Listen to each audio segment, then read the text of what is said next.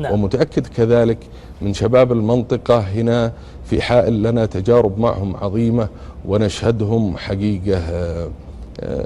أنا هذا أني أقوله من خلال شاشتكم الكريمة، هم عماد المستقبل وهم من نراهن عليه، فقط لا يحتاجون إلا التوجيه والتمكين، وسيكونوا إن شاء الله نجدهم بما نطمح له كوطن وقيادة وشعب. سيكون شبابنا إن شاء الله في يوم من الأيام في ريادة المنصات في العالم كله وليس في المملكة العربية السعودية.